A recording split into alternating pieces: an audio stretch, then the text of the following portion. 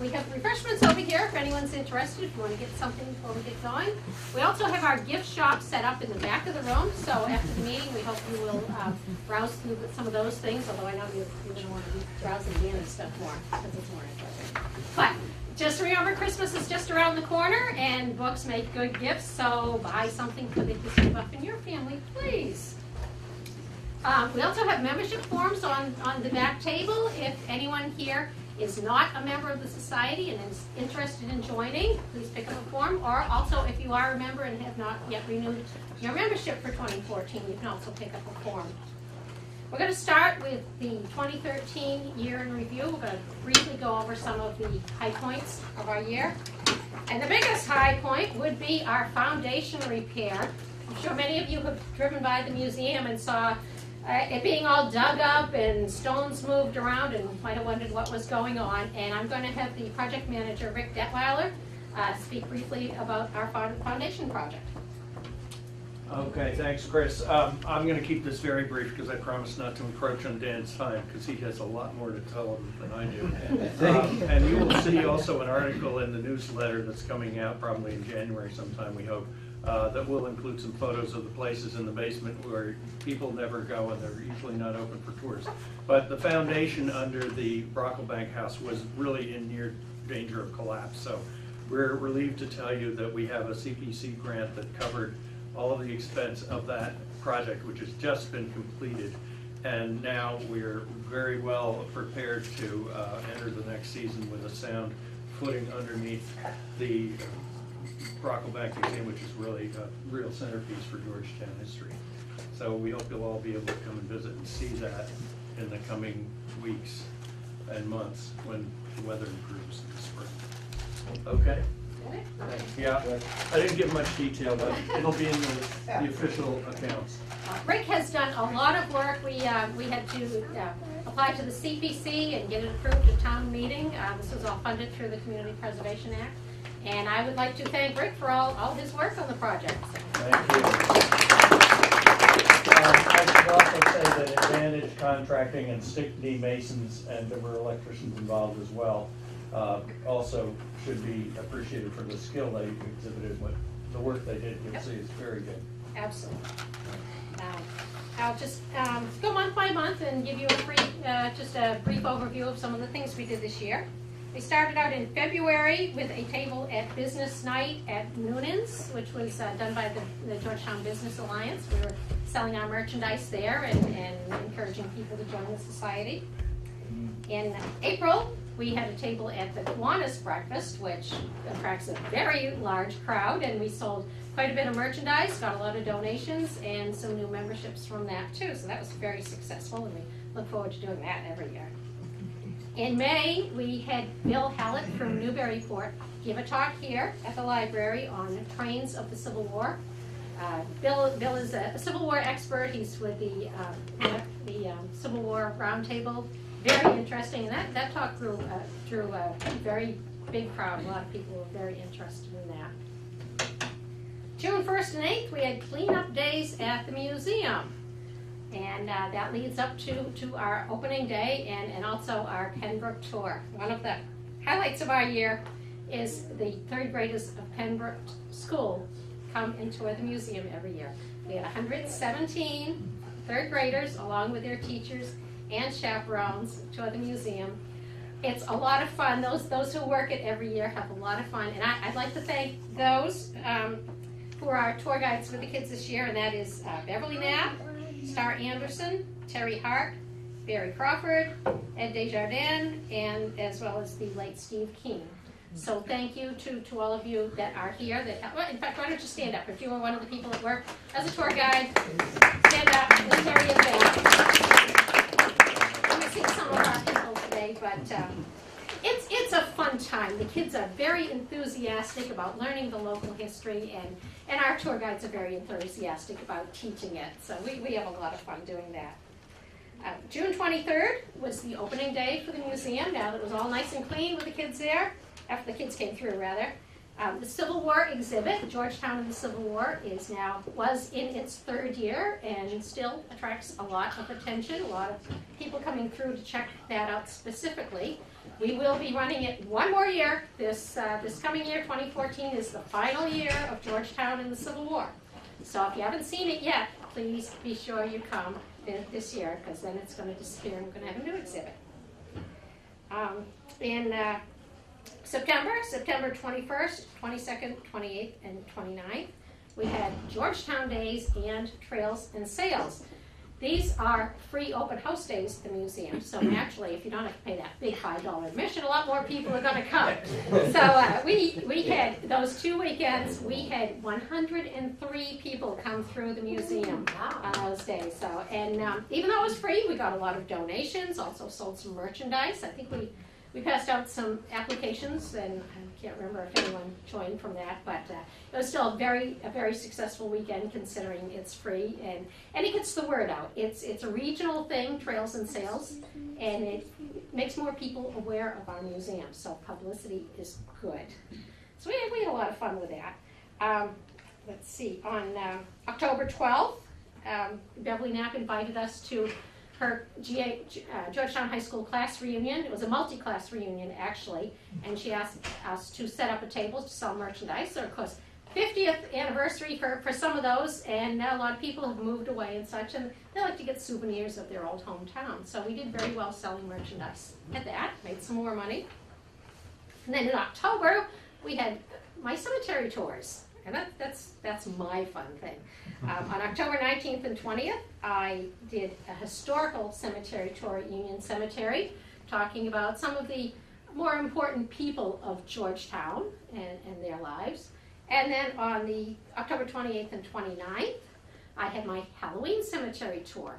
And that isn't about people who were extraordinary in life. It's about rather average people who had rather extraordinary deaths. I also have some ghost stories and a witch in there, and it's very more Halloween themed, and we have fun with that too. Though I think Pam was, oh, no more dead kids. Pam was one of the ones that came along with this.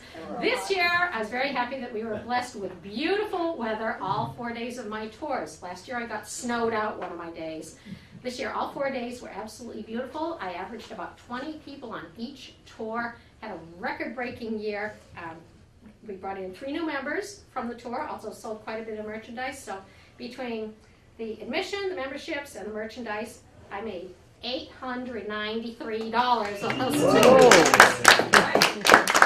That was very exciting. And finally, I'd like to thank everybody who has volunteered this year with Georgetown Historical Society, whether as tour guides, manning tables, trails and sales. So everybody who has, and that includes board members too, so everybody who has volunteered some time for GHS this year, could you please stand up and be acknowledged?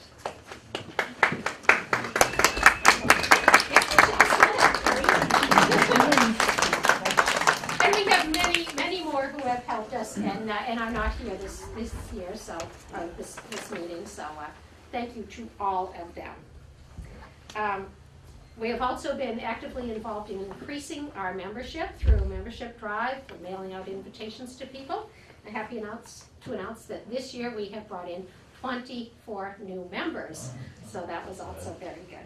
So that's all the good stuff this year. Unfortunately, not everything was good this year. I'm going to have hard on this. On July 14th, we lost our curator, Steve Keene. I have to do this. Yeah. Steve was our curator and a member of GHS for many years. And if you came to the museum, you probably ran into him because he was there most every Sunday. Unlike some of my board members who do it because they feel they kind of have to, Steve went because he really enjoyed it. Yeah. Steve, even weekends when I had enough tour guides and said, you can take the Sunday off, Steve, he'd show up anyway because he just liked to do this. He had fun with it. Steve knew everything about everything in that museum. If you pointed to a chair and said, what kind of chair is that? He'll tell you. He'll also tell you who owned it. He will tell you the genealogy of that person who owned it. He knew everything about everything in the museum, and he loved to share his stories. If you came to the museum and got me as a tour guide, your tour would last probably about an hour. If you got Steve as a tour guide, it would last at least 2, because he had stories about everything. And if you showed any interest in anything, he will say, "Oh, funny story about that," and he'd launch into it. And he just knew so much. He also did our database. At last count, he had over 8,000 items entered into our database, and he's just done such a tremendous amount of work with the society for all these years. So it was really a big, big loss, and we really miss him. But of course, we need a curator. So problem was, who's going to want to do that? Well, as it turned out, we had somebody in mind. We were very fortunate. There's a very nice young lady who had volunteered for GHS while she was in high school. And then she went off to college, and in the summer of 2011, she contacted us and said, "I'm looking for an internship. Can I work with you guys?" As long as we don't have to pay you. and so Michelle was our summer intern, and she worked very closely with Steve particularly, got the curator's room, which is one of our storage rooms, got that all organized. She also was a big help in setting up our Civil War exhibit, which that was the year it opened. Did a great job, and we always love having her around because she's so sweet. And so she graduated in May from University of Miami, Ohio, with a degree in American Studies and Political Science. And when she got out, she said, "I don't have a job yet, so can I come back and volunteer?" "Oh, yeah, no problem there." And we were very, very happy to have her back, and nobody was happier than Steve. Steve, he was very close to Michelle, very, very fond of Michelle. And so he was very happy to have her back and be working with her again. So when Steve passed, it seemed the obvious choice to take over as interim curator for 2013 was Steve's protege, Michelle Pryor. And she has agreed to go on the ballot and will be our curator for the official curator for 2014. So I would like to introduce Michelle and have her say a few words as our interim curator and curator. Hello everyone. That summer 2011, I didn't quite expect to be here, or way back when I first started volunteering, thanks to Nora Cannon, who I see in the audience today. Hello, here I am, still here. I cannot say enough how much the Georgetown Historical Society has impacted my life. It's made me a more civically involved person and a better person all around. And Steve in particular is somebody who I've been very blessed to know, who has impacted my life and will impact my life forever. Although we lost him this past summer. What was it? I don't have time to say that. I was very fortunate to be volunteering the weekend before Steve passed with Chris. The three of us had a nice time at the museum, kind of a quiet day, and my job was to make sure that Steve took it easy, so I distracted him by nonetheless talking almost the whole time. Yes, it was really hot. But it was very serendipitous. We had a wonderful conversation about my recent graduation, moving home, kind of looking at the future. And he was just giving me all this great advice, and it was very, very serendipitous again. And something he said to me was that, "Michelle, education makes you aware of possibilities. That's what it does. You know, it's not the degree you have, but it's the awareness that it gives you." He said his mother had told him that. So I'm very glad that he was able to tell me that a couple days before he died, and something I'll carry with me. So as much as I wish I could write him an email and tell him how my new job is going, or how I'm doing as a curator, I can't. So the best I can do is to be here and be with all of you tonight. And as a curator's report, so I don't get too upset, we've had some really great donations. This year we've had a really interesting ledger book come through, a beautiful China doll, which you should come check out and see when we reopen again this spring. And also we've had some really great pictures, including a photograph of Georgetown's very own Fred Tunney, baseball star. So we'll have some new pieces in the museum coming up in 2014.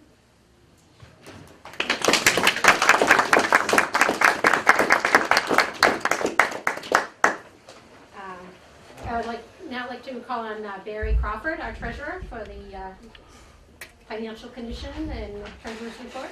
Thank you. Good evening, everyone. Well, we had a good financial year, so there will be no crying from me.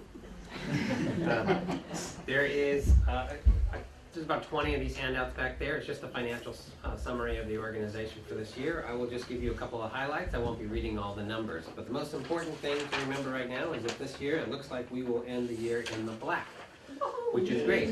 And everybody says,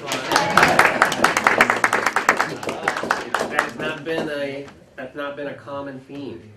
There's a couple reasons for that, and I will go into that. Some income. We had memberships over 3,400. That's a 40% of our budget of revenue. So you can see how important memberships are, and that was an 18% increase over last year. So memberships was huge. Donations, 36% of our budget, and it was a 60% increase, although a lot of that was because of Steve King Memorial donations of over $2,000. You'll see a number on there of $1,876, and that is incorrect. We actually had $2,095, so almost $2,100 in Steve King donations. Book sales and museum tours. Museum tours was 50% over last year, because last year was terrible and this year was a record-setting year. So anyway, the moral of that story, that coming in the black, I'm showing 1,648 as a forecast in net income this year, and that is very good. And we really, really want to thank Chris, because her energy and her drive and her focus to continue every single week or every single month doing something that can help generate interest in memberships and the growth in those events has been really great. So that's the reason we're in the black, is because of Chris. So thank you very much, Chris. Overall, right now we have general checking. We have an amount of $13,000, and we would normally have more, but we liquidated a CD that was gaining no interest, and we're going to do some conservative investments in there and get some growth out of that money instead of taking a loss on our monthly. We're trying to generate some income from that money that we do have. And so we have $13,000 right now, but before this month is out, when we get recouped monies for that foundation project Rick was talking about, we should end up the year with about $48,000 in our checking account. So well more than half of that we're going to invest in some conservative investments and start generating some income. So those are some highlights. Our outside of the foundation repair, which was $52,000 out, $52,000 in to cover for all that, our general operating expenses this year, outside of that foundation, $8,475. That was revenue, and our expenses were $5,856, so almost $5,900. Let's just call it $6,000 is what it takes to run this organization, and we've been running in the red for the last several years. So the memberships being 40% of our overall budget. Please encourage you to take some of those membership forms and flyers. A little bit is a big difference in this organization. So we thank you for your interest and try to help promote it. And that's about all I have. So if you feel free to take one of those sheets when you're there. Thank you. You can mention your Georgetown stickers for the products. There was one thing that I had forgotten to mention, and Barry was mentioning about the donations made in Steve's memory, and I do wish to thank Margie Keene. She's not here tonight, but she had asked that people who were interested in giving a memorial to donate to the society. So we really appreciate her doing that for us. And thank everybody who did donate. Donations are still trickling in, so if anyone didn't and still wishes to, we're still accepting them. I'd like to finish off by introducing George Comiskey, nominating committee. Ordinarily we have Ed Desjardins, the chairman of the nominating committee, doing this, but Ed is away and is on his way home. He's probably up in an airplane right now, so we're going to have committee person George Comiskey giving the report of the nominating committee. Okay, after meeting diligently for weeks, the nominating committee was made up myself, Chairman Ed Desjardins, and Joan Crawford. Joanne Crawford. Nominated the following officers for a term of 1 year to expire December 31st, 2014. I ask you to stand when your name is called. President Christine Comiskey. First Vice President Terrence Hart. Second Vice President Sylvia Johnston. Karen Brocklink is not here. She's been nominated for secretary. Treasurer Barry Crawford, and curator Michelle Pryor. The committee also nominated Michael Hinchcliffe as director for a 5-year term expiring on December 31st, 2018. The ballots were done by proxy and tallied, and I'm pleased to announce that all were unanimously elected.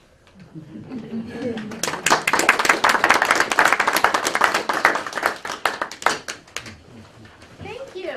And thank you all. Wow, I'm the president again. Okay, and that is it for our business meeting. And now I will introduce DanMeader, our special guest for this evening. Dan is, he's a true townie. Dan is, let's see, 11th generation from this area. His ancestors go back to some of the earliest settlers. And fortunately, some of those people collected some great artifacts of Georgetown. As you can see, Dan has an amazing display set up here for us, and he's going to talk a little bit about it. And we are grateful that we have kind of a second museum in town that we call Dan, because he's got so many great things. So I know you're all here because you'd rather hear Dan than me. So I'm going to turn it over to Dan, as seen on TV. You've probably seen him popping up with the Kennedy auction earlier this year and the very recent Kennedy and Hollywood Legends auction. And you may have seen him on the reality show Dig Fellas, where he is master authenticator. Yeah, you're it. So without me talking anymore, I introduce to you Georgetown's own DanMeader. Well, I don't know why I feel like this is a daunting task. This is like a backdrop. This is just a small selection of stuff that I just threw together. It's not the most artistic display, but I put it together in an hour, and truly, this is small. I have, basically through my family, hundreds and hundreds, if not thousands and thousands of photographs and different objects and that kind of thing. I'll tell you a little bit about myself. I obviously grew up in Georgetown. I'm 11th generation on my mother's side of the family to live in town. My father's side, I'm 5th generation, so they're newbies. But on my mother's side of the family, they were actually here in Cambridgeport in 1637. And then when Ezekiel Rogers was coming to start Rowley, which is where we are now, they met up with each other. My first ancestor was from Rowley, England, and he was friends with Ezekiel, and he became one of the original settlers. I can tell you that I'm basically 11th generation to live in this town. Starting with Rowley, then the West Parish of Rowley, and Georgetown. I'll show you this. I'll pass this around. This is about the earliest thing that I brought that relates to my family. This is. I'll pass one around on each side, I guess. It's both sides. If you have your reading glasses, not that I expect you to really read the whole thing, but it just gives you an idea. This is from my great-great-great-great-great-great-great-grandfather. This is his will, and he wrote this in 1654. So I don't think there's much earlier than that for Georgetown. Mile, right? Yeah. Well, some people call Milo to McGill. It's Mighll. He died in 1654. He was my. It's interesting because it does. The Spofford's in town, if people know, they get the credit for being the first real people that lived here. Well, they built their house a little bit later than when my family was here, but they do get the credit that they were the first-time full-time residents here. My family basically kept their animals over here at the pen. Pembroke School, there was a brook, and that's my family had the pens for the animals. That's where they kept them. So they lived over on Weatherseafield Street in Rowley, and they kept their animals over here. As time went on, they owned a lot of property throughout the town, and there was a number of children. My direct descent family member actually built the Baldpate. You're familiar with the Baldpate Inn? He built that in 1733. So the McGills or Miles, however you want to say it, they owned that side of Baldpate Hill, and on the other side of the hill were the Tidds. And the Tidds on the other side of the street, and they built If you're familiar with Dr. Shapiro's house up there on Ballpate Road, Samuel Tidd built that house. So what happened was Samuel Tidd came to Georgetown, and he married Ruthie McGill Amaya. So that's how that connection goes. So my mother's maiden name was Tidd. I know this is a long story, but the Tidds are more prevalent in town. You hear that name, there's no more Miles left in Georgetown. But the Tidds are all over the place, or at least they were. But my mother was a Tidd. So that's how I came down on that side of the family. On the other side of the family, this was the first meter to come to Georgetown, and she actually married Captain Gilman Purley, who lived over in this house right here, which is at the corner of Pembroke, where Pembroke School is. That's the house where the Dispenzas, Mr. Dispenza lives now. My family owned that for generations, and that's the painting that my great-grandfather painted, that painting. This is my great-great-grandmother. This was painted by Matthew Pryor, who was a very famous painter. And this is my family out in front of the house. Our family called it the homestead. So that's the meter side of the family. I'm fifth generation on that side. And that's basically where I got my collecting from, basically. My father was Albert Meter, and he was way ahead of his time. He was born in 1910, and back when he was a kid, if he was gone missing, he wasn't out getting in trouble or any of that stuff. He was in the little old ladies' houses in town. He knew where every library was. Obviously he was a trustee here for many, many years back in the 40s and early 50s. But he knew where all the books were located. He loved to read. So he would go to all the little old ladies' houses in town, and he'd send his mother would send out all the brothers, go to so-and-so's house or find Elvis. So he'd be there. Well, this was back in the 1920s, all right? This stuff at this time wasn't really that old, a lot of it. And they didn't have any use for it. They didn't want it. He collected it. He saved these things, and there was no historical society or anything like that. It was him. So he just collected all this stuff and kept amassing it, and that's really the basis of the collection. We have a lot of things on both sides of the family that have been passed down through generations that we've kept. Obviously, some of these things. But there were different people in town that really took a liking to my father, and they just felt like this stuff needed to be saved, and that's what he would do. He would take it and he would preserve it, and he appreciated it. Other kids, all of these pictures that you see over there, those are all glass plate negatives that those prints come from. The other kids, the house is right around the corner, right on East Main Street. They'd be loaded. The basements would be full of glass plate negatives. The other kids would line them up along the ledge, and they'd be throwing rocks and busting them on my father. No! So he'd take them and he'd rescue all that he could. So I have hundreds, if not thousands, of glass plate negatives of Georgetown that my father had the keen sense to save. It's not like the digital technology of today where a lot of stuff just gets deleted. You have actually every picture, whether for good or for bad. Now, today everybody deletes things. And sometimes they want the most premier picture. They want the one that you just look perfect in. But it doesn't tell the whole story. And I think that's what we're going to be losing today. And I think a lot of this shows that even if it's a flawed photograph, you see detail that you don't normally see because of what they've done. They've taken this picture, and it shows something that shows the context of what it was all about and why it's more important than the pretty picture. So a lot of these pictures, they might not be the best quality, but for each their own purpose, they serve a real part of history that we don't normally see. So anyway, I brought a little bit of a display. I have way more than this. This was just easy. I've been going through a lot of things lately. I've had a lot of different activities. So my head is a little full right this minute. I'm actually working at the Hilltop Steakhouse. We're going to be auctioning off the contents of that next week. So I just left there, came here, threw this stuff together real quick, and tried to tell a little story here. What I have back here, I'll just go over a few things, and then if there's some questions, I'll be happy to answer them for anything. But Georgetown, it's people think because we're here today, this was the biggest it ever was, this was the best that it ever was. It went through peaks and valleys.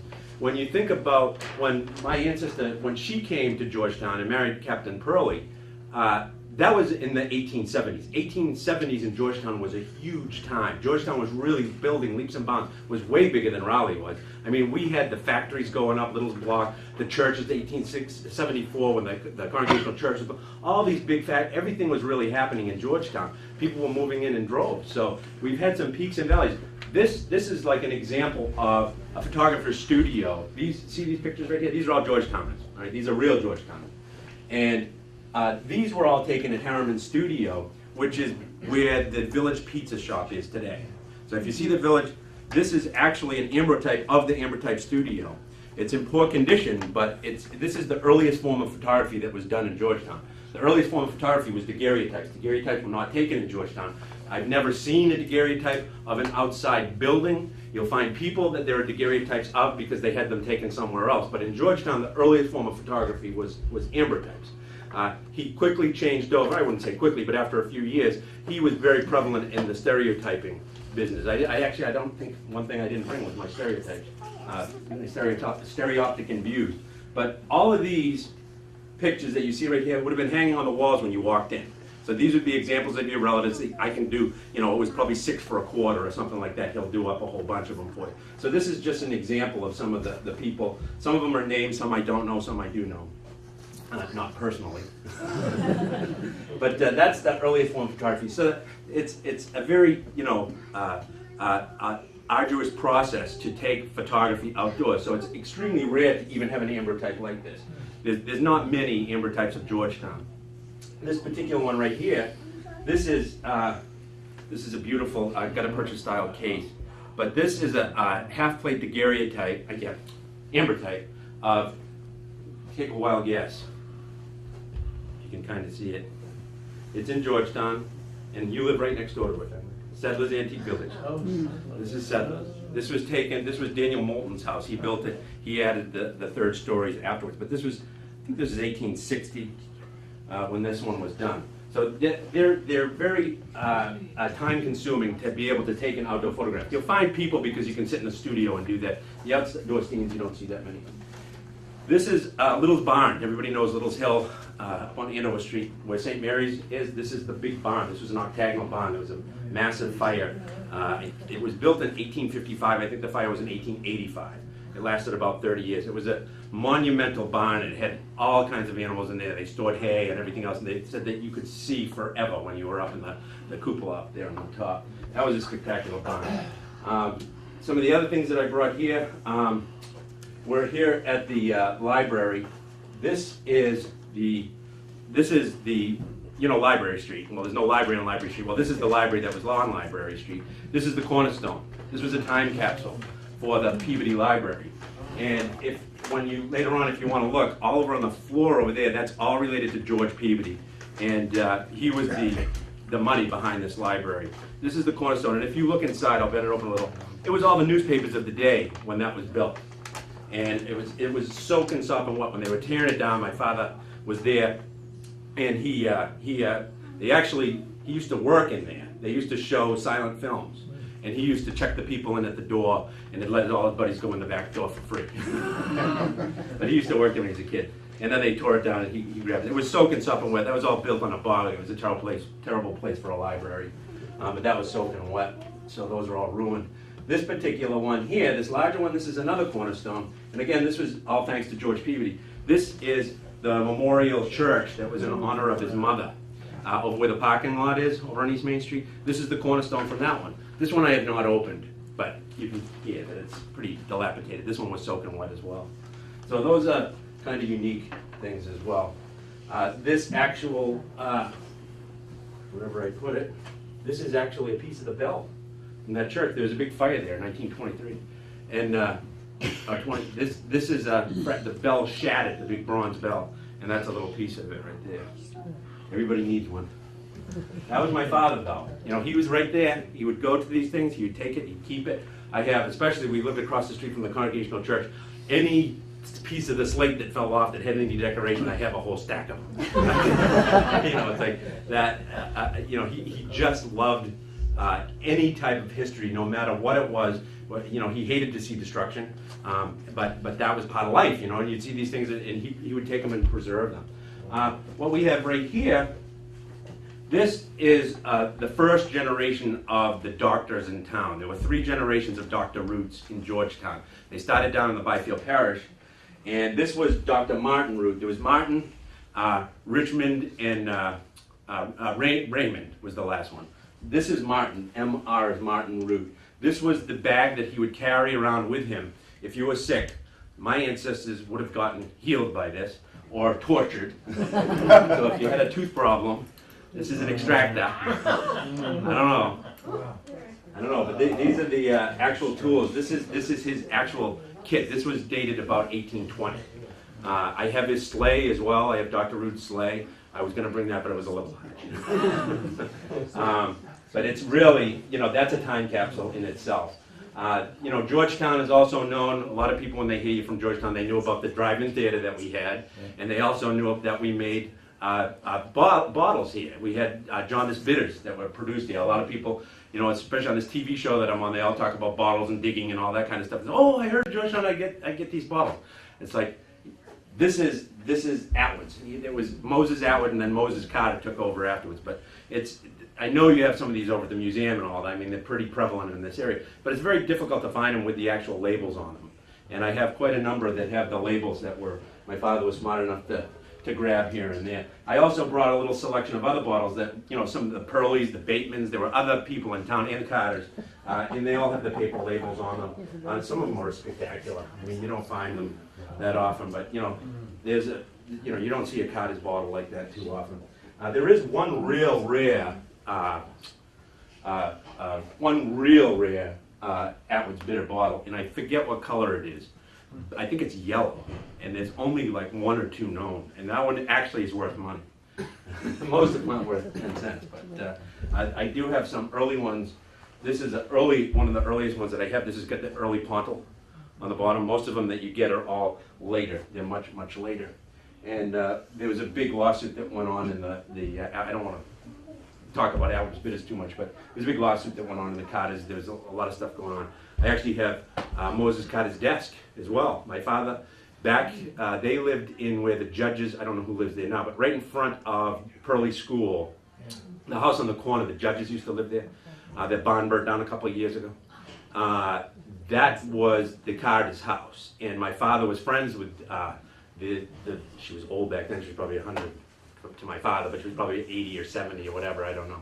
But anyway, he paid 25 cents a week for the desk. So he went over and made an installment. It was $3. And he paid 25 cents a week back when he was a kid. He just loved this desk. I still have it today.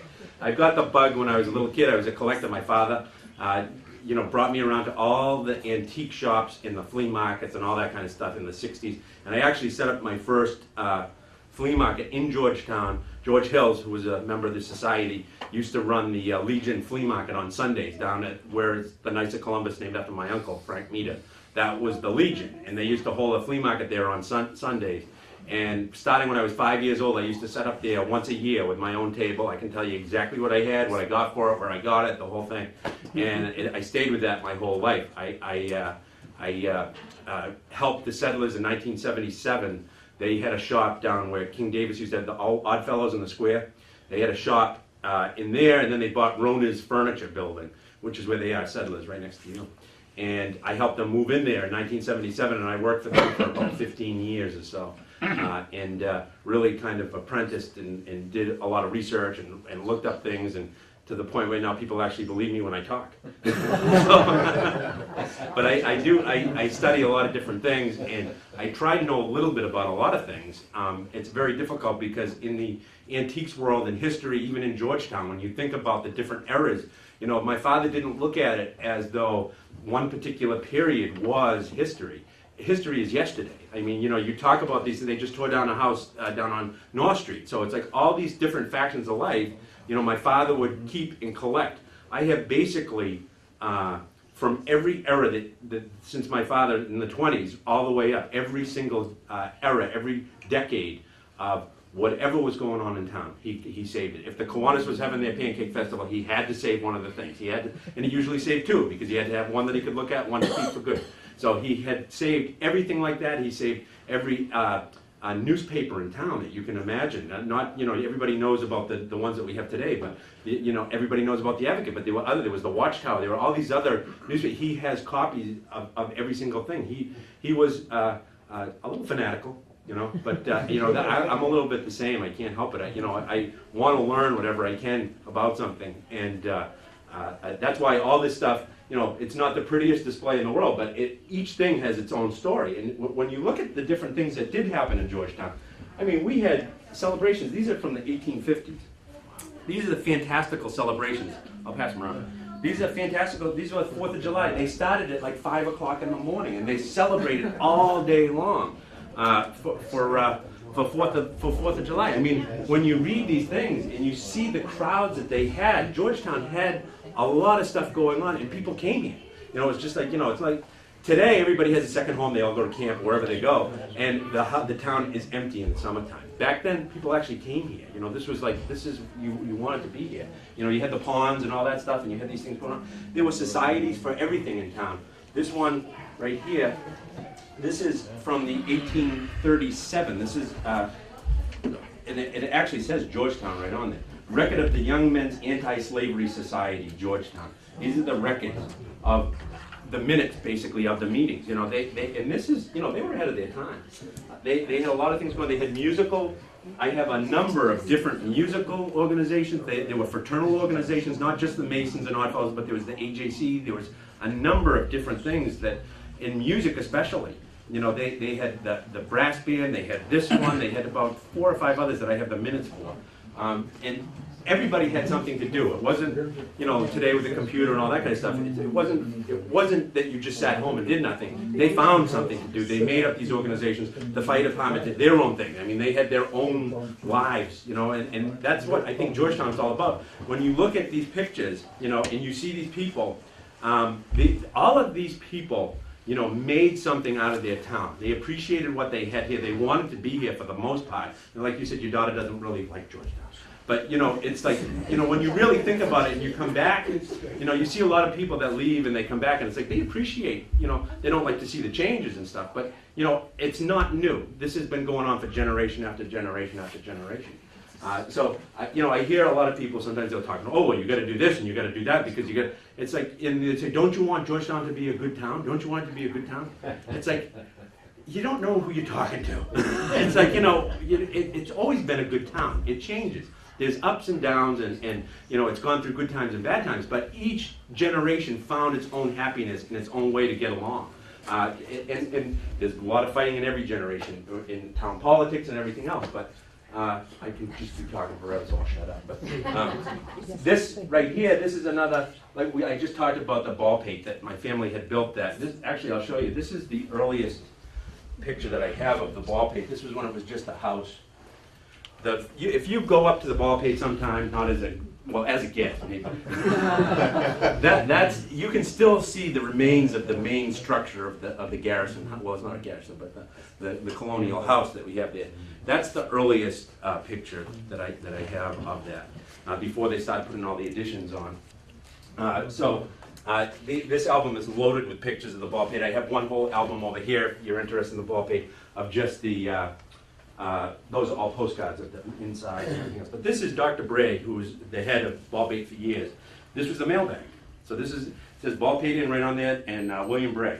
And he was a selectman in town. He was the head of the ball pate. But this is actually every day, you know, they had the horses and buggies go up until they built the depot down there at South Georgetown, and that's where actually, right there, that's one of the lanterns from one of the depots. I actually can't say that it's definitely from the South Georgetown depot, but I bought that off of Shrimp Kinson probably 35 years ago.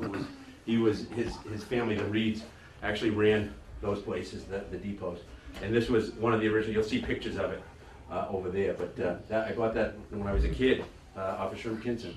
I've been doing this for a long time, so it's not, this collection never really stops. I just got something about 2 weeks ago. I just got something else. I just got another little sampler, and I got some other things that people know that this is what I do, and it's, you know, it's something that I have always done, and I still find stuff. It's still out there, just like you do at the museum. I mean, people bring you stuff all the time. And as a matter of fact, I have been on the board at the Haverhill Historical Society, the Buttonwoods Museum, for 20-something years. I was president over there for 10 years myself. So I have a museum background. I have the buying and selling, but you know, there's a little bit of a conflict of interest for me with the Georgetown Historical Society because I collect this stuff. So to be on the board and do those things, you know, that's a no-no.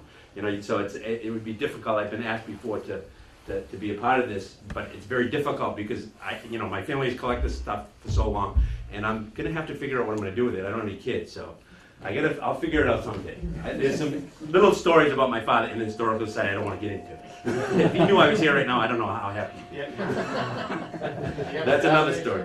Huh? Do you have a database, all of our? No, I don't have a database. I know basically what I have. Would be like a couple Yeah, thousand. but it's in my head. Oh, no.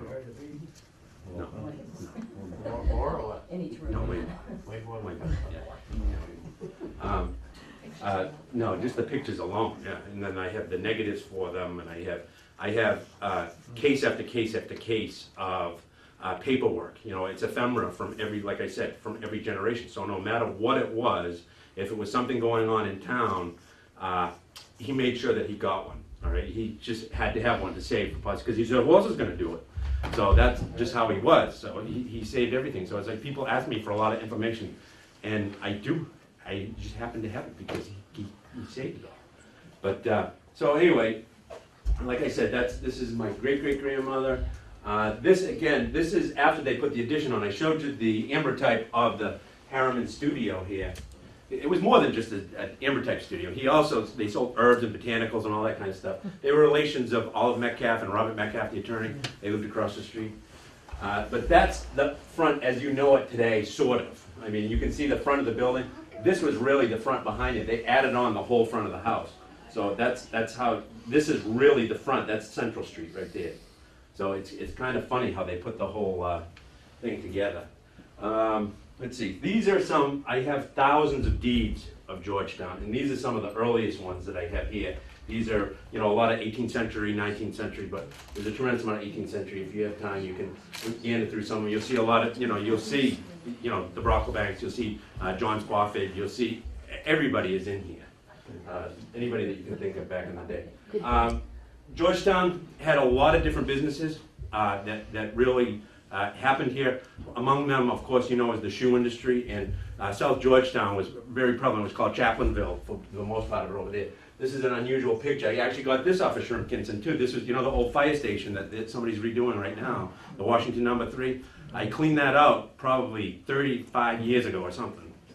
I found this on the wall in there, sitting there. I was so excited. My father had never seen it before. So it was hard for me to find something my father had never found, So I was like so happy.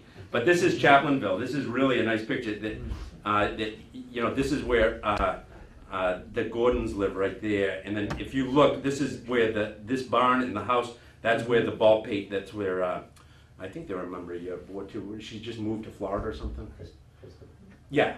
That's their house right there. That's all gone. Yeah, Christensen's. But that's South Georgetown, Chaplainville. This is Chaplainville as well. Actually, there's their house right here. So that's a comparison. That's the barn when it was still there. And there's the house. You can pass those. There's a great photo of this in the Historic New England collection with the whole family in front Oh, of yeah. So, She sent me that. it's amazing. Yeah, because I sent her that one and she sent me the other one. Let's see what else I have here. This, a lot of these are self-explanatory. I just brought it for the fun of it. This is the only known photograph of John Perley, who actually gave the funds for Perley School. I let them use this in the Arcadia book, but that's the only known picture of John Perley. He's the one that has the big monument over at Harmony Cemetery. These are all pictures of downtown just through the years. This book here, before, on the Meader side of the family, this is Susan. This was her husband, wrote this book. This is, if you've seen this one around, this is called the Merrimack River, its source and its tributaries. And this was written by my great-great-grandfather. I have all the scrapbooks and all the water books for it and everything else. It was quite a good book. That was her first husband. This is my great-great-grandfather wrote that. Not that it has much to do with Georgetown other than the fact that she came here. But let's see. This here, I have a number of blueprints. This particular one right here, this is the Congregational Church. It shows all of the different levels. I gotta be careful with this. It shows all the elevations, and I'll show you just a couple here. Who built it? Who designed it? It is Peabody and Stearns for the architects. And this is the front elevation of the Congregational Church. Isn't that something? That was going to be discarded, and my father said, I don't think so. But this is a treasure. I have the Little's block, the old Little's block that burnt down in 1923. I have that one as well. Those lands, that was built in 1870. Again, this was a big resurgence in Georgetown, with a lot of people moving into town. So I don't know what else I can tell you other than I could just have you come up and take a look around, and if you have questions, I'd be happy to answer them. I have brought some selections of postcards, and I have hundreds and hundreds of Georgetown postcards, and you think, well, how could there be hundreds and hundreds of them? Well, they were taken through the different eras, and they take them from every slight different angle, or it'll have a different color background. So I have basically every, if it's Pearly School, you think, oh, well, I already have this one. Well, you don't have it in red, and you don't have the print over here, and you don't have Bateman's name over here. You have, somebody else's over here. Andrews did that one. So, you got to, when you collect stuff like the way my family does, they try to have something that, you can show every aspect of it. So you might think that they're repeats sometimes, but they're not. So anyway, I think if you take a look around, you'll see that some of these photographs over here, this will show you the different things that were happening in town, whether it was the incoming of the advent of the streetcars, whether it's the fire departments, the different churches, all the different things that were in town. They're all put together in categories. There's a little bit of a lot of things, and if you're from town, your relatives are probably in some of these pictures, or they could be the homes that you live in right now. The other thing that I brought too, I don't know if I mentioned, I have hundreds and hundreds of deeds. There's those are the early ones. These are some that are later over here too, and some of your homes are probably in those as well. I just brought a small selection, but I think that's basically all I can really tell you. You have a question? Actually, I do, Dan.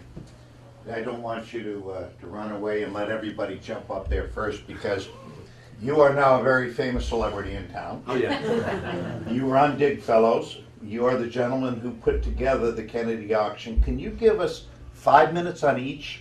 Well, on what you were doing? My life is very, very, very busy. I've had some great times in my life, and I've had some bad times in my life. We all have ups and downs.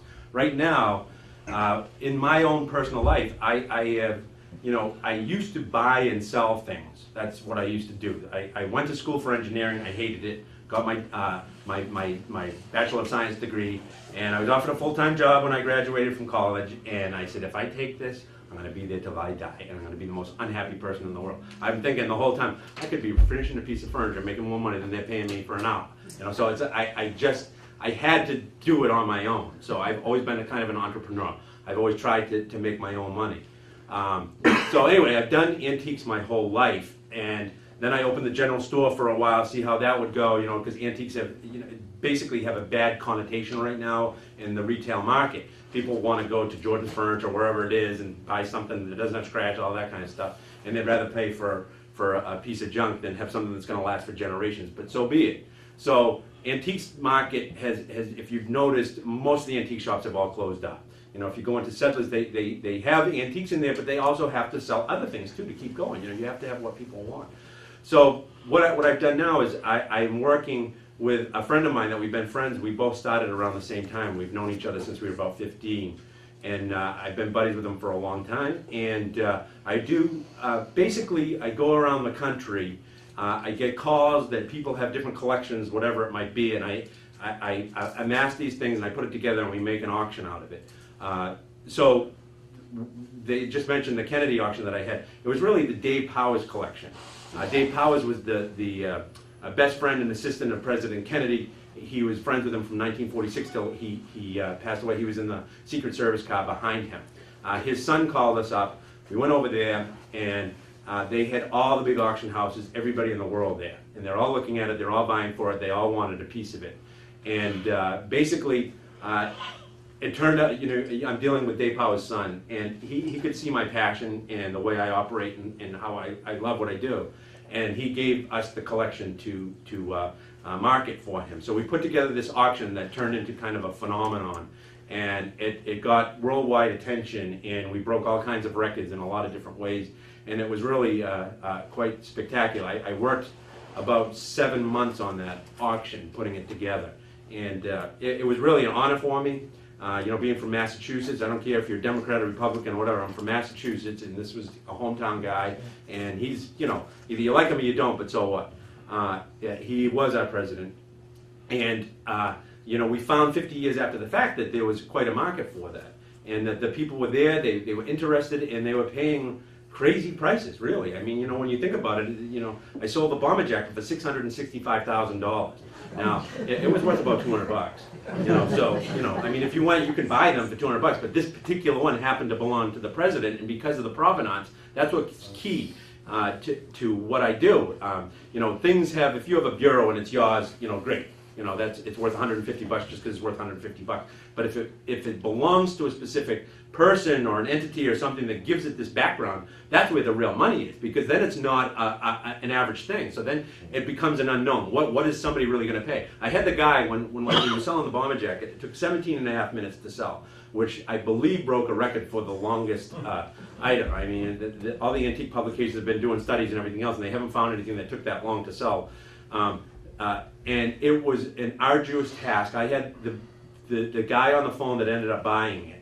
And it was we had a bank of 10 phones that were on it. We had the crowds on the computer, and we had the crowds in the audience. So everybody was after it, and they were all at a certain level. Well, I had the guy on the phone. He didn't know he was going to pay $665,000 for this jacket. He had no idea, He's bidding. He's like, okay. And then finally it got to the point where, we have a buyer's premium when we do an auction. And so the base price on it, the hammer price, was $570,000 at this point. And the other phone had the bid. It was $560,000. They were looking for $570,000. And I said to the guy on the phone, I said, all the cameras are were on the other phone. Now they're all looking at me.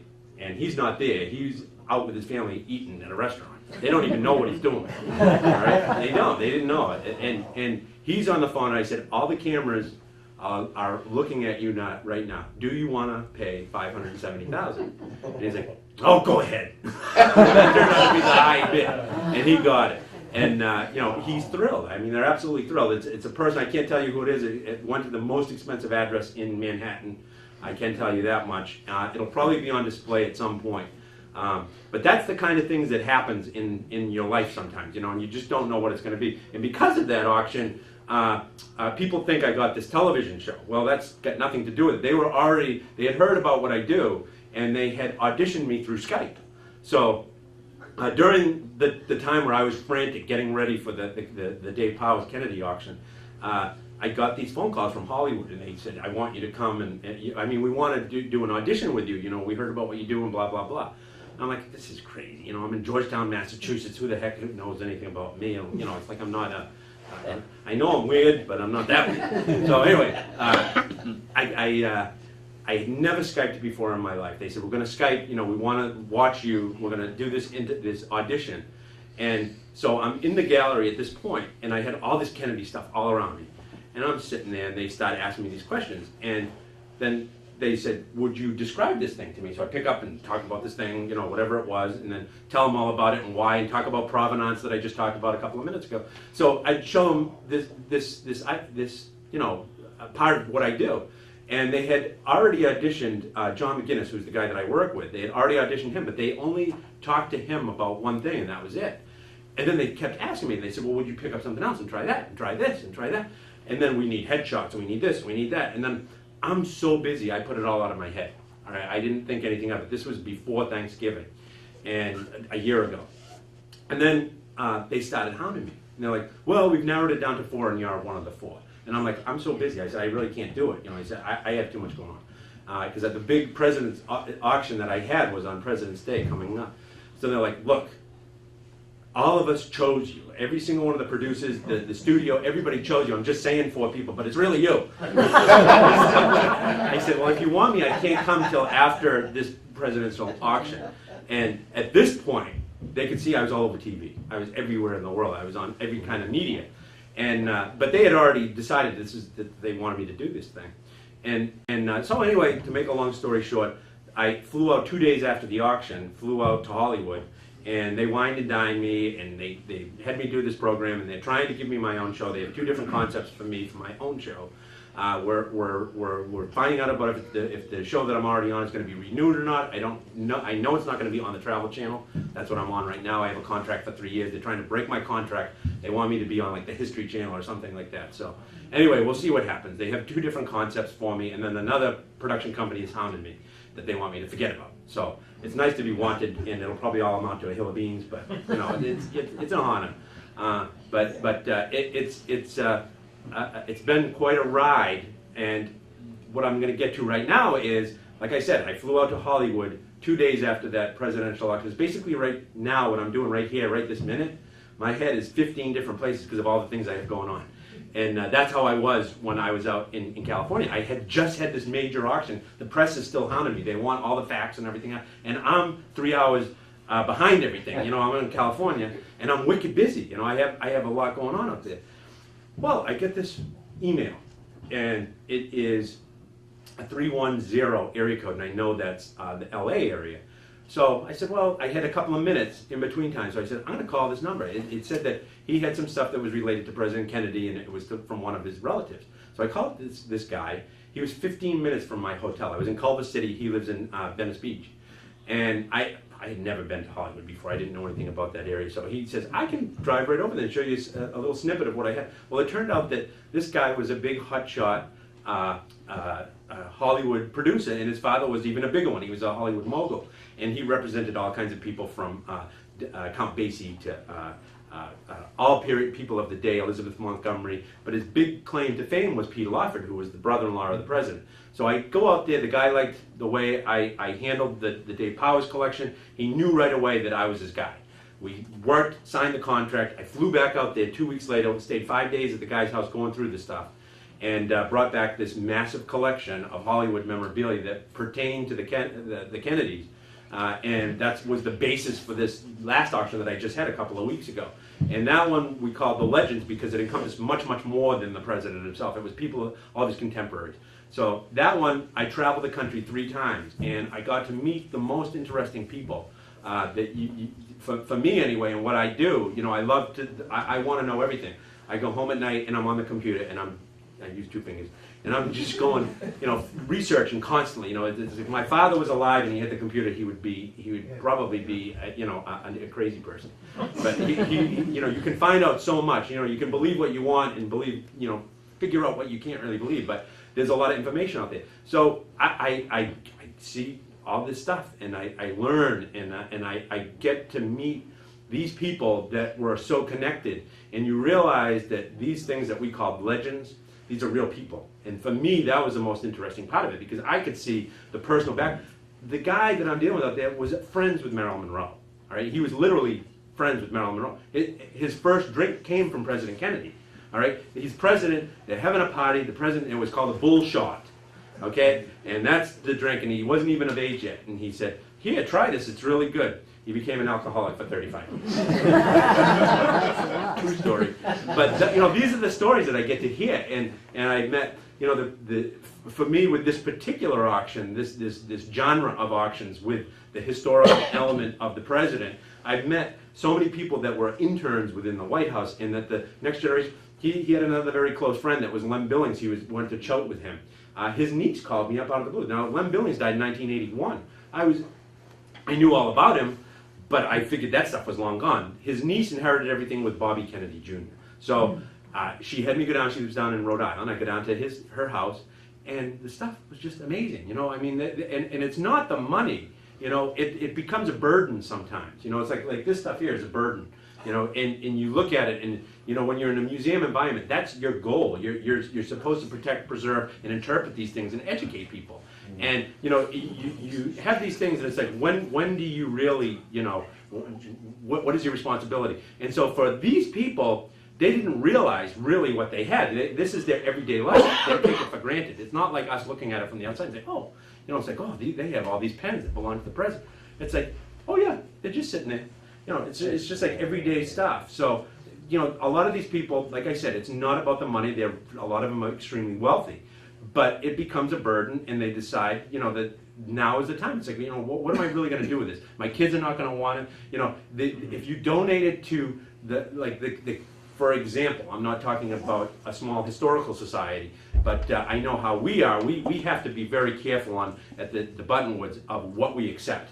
because it is a liability. And does it meet your mission? You know, you have to think about it. It's like, do I already have 15 of these? Do I really need this one? You only take it if it's in better condition. That's the way we would look at it. But you know, you look at these things, you look at the people, and it's, you know, I keep talking, so I probably should shut up. But anyway, that was the last auction that I did, and I got to meet all these people. They have all this stuff, and they give it to me. I treat it like it's my own, and I do the research, I do the work, and I try to maximize their money for it. And sometimes it will go to different institutions. We had a number of different institutions, museums and the like, schools and all that kind of thing that need things that we were able to come up with for our auctions. And then they if you're paying the kind of money at auction that a lot of this stuff goes for, if you're paying $585 for a bar of soap, you're going to remember that you have this thing, and it's going to be going somewhere where it's going to be preserved and protected. So that's the way I look at it. It's a very difficult proposition. You know, I'm a preservationist at heart. I don't like to see things change. I just heard about a particular house on East Main Street that could be in its demise, which was a family home. You know, we had a lot of family homes in Georgetown, so I can't, you know, say anything. But you know, it's you know, I hate to see things happen like that, but everything happens for a reason. Right now, we're working on the Hilltop Steakhouse, of all things. So it's to go from one thing to another, complete opposite. But you know, when you think about that institution, you know, I mean, how many people here have had a pretty good steak tip meal there in the past, you know? And here I'm going through there now. I never thought about the back. The place is 5 times what you would ever see in the front. Unless you worked there. They had 800 waitresses when they were at their maximum. They had 800 waitresses working there. And they have locker rooms. They have, I mean, it's like a factory, like you can't imagine. They have a whole city underneath it and behind it. And the place is massive. It's 50,000 square feet. It's probably going to end up torn down. You know, they're going to tear it down. They got a price. I know how much it is to tear it down. We're going to sell anything that we can that's in there, and it's going to find a new life. You know, the people that are going to come there, they're going to be able to tell their own story with these things, which I don't think is a bad thing. You know, and that's the way I look at a lot of the things. Like people say, well, shouldn't this stuff go? What about the Kennedy family? Don't they? Well, Caroline sold $34 million worth of her own family stuff, so I don't want to really hear about Caroline and, you know what I mean? But these things find a new home and a new life and a new education. So whether it's in a public or a private format, I think that there's a learning tool. That's why I'm here right now. It's like if I can, you know, I'm not the brightest guy in the world, but I do know a little bit about a lot of things, and I have these things at my disposal, and I would have done a better job, you know, but I really thought that this meeting was on Saturday. I'm like, are you kidding? Somebody told me on Sunday. I said, no, it's on Saturday. I have a whole week to get ready for this. Well, I found out on Sunday, and I already had full days yesterday, the day before, and today. So I tried to do something as fast as I could. So it's not the greatest in the world, but enough of me talking. Why don't you come up and take a look around? If you have questions, I'll be happy to.